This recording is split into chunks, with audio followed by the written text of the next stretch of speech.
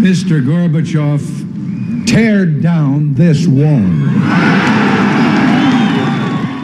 What you just saw was a video of Ronald Reagan's famous speech in Berlin. But what is this wall, and who is Mr. Gorbachev?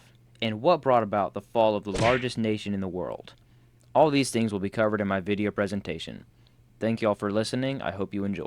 Here's how the story goes. Mikhail Gorbachev was elected to be president of the Soviet Union in 1985, the largest empire in the world, at only age 54, making him the youngest to ever hold this position. 2 years later, he was challenged by the President of the United States, Ronald Reagan. After that, whether Gorbachev had these ideas in mind already or was somewhat inspired by Reagan, he began the process of tearing down communism in the USSR. Here's how he did it. Gorbachev, unlike leaders before him, saw that communism was bad for the USSR. So he gave the people freedom of speech, so they no longer had to worry about being taken from their friends and family and sent away to the gulags, which were somehow still going on at the time. He also gave the people back the right to have private business, which had been taken from them in 1922.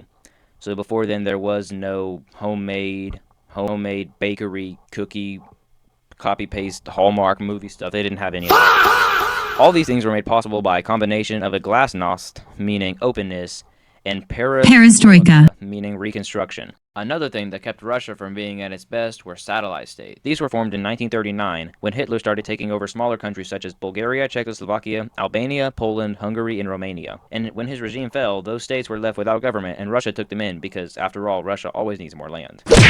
However, Gorbachev saw that these states were a large drain on Russia's economy, so he let them go. But it wasn't quite as easy as that. To fully explain the fall of the Berlin Wall, we need to go back some to when it was separated after World War II. Britain, the US, and USSR, the three major world powers at the time, decided to split Germany in half. The east side would be placed under Soviet rule, and the west would be freely governed. So the people in the east went to the west by thousands. So they had a problem. They had to keep the people in because they were getting the freedom and happiness, and that's not right, I guess. So a wall was built in the early morning of August 13th, 1961. It was originally just a barbed wire fence, but eventually it got up to a 12-foot concrete wall with guards patrolling day and night. But on September 9th, 1989, word got out that the border was open. The government had originally intended for visas to be given out, so when nearly 1 million people showed up that night with saws, drills, hammers, and even their own hands to cross the border, breaking the wall apart on their way in. Oh, yeah! Nobody stopped them. After this, on October 3rd, the government had no choice but to reunite the two of them again. Following the lead of East Berlin, Romania also wanted to be free, so in 1965 they elected a leader. He happened to be the wrong leader, Nicolae. As most bad leaders, he started out good, but got obsessed with himself after meeting with powerful leaders of North Korea and China, and was filled with a mindset of power and riches. Nicolae's goal was to set Romania free of foreign debt. But that's not what he did. He built large palaces and expanded his wife Elena's collection of overpriced fur coats and diamond-studded shoes. You might be wondering where all this money's coming from.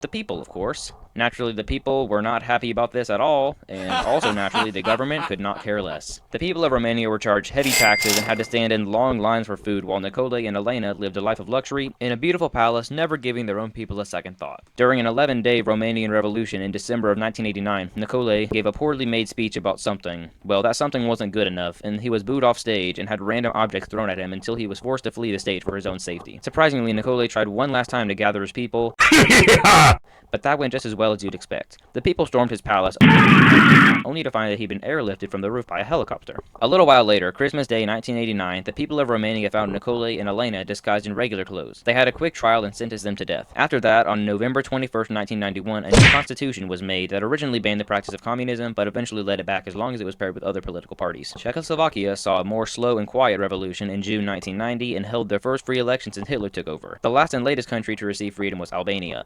Their leader, Ramaz al-Taida, had heard of the execution of Nicolae and Elena and didn't want the same thing to happen to him. He started political reforms in the late 80s, but this didn't cut it for him. He was placed on trial in November 1998 and was sentenced to prison, then released and arrested again. And somehow, at 70 or 80 years old, he escaped prison. How does a 70 or 80-year-old escape prison, you might ask? I don't know, but he did. Then he lived as an alien in his own land until he died on October of 2011, just after his 86th birthday, and Albania established free government. As a result of these two things, many countries received their freedom, such as Poland, Romania, Bulgaria, Algeria, and Hungary. Most of the people of those countries lived better lives without communism. Families separated by the Berlin Wall were reunited, and freedom of speech and private business were restored to Russia.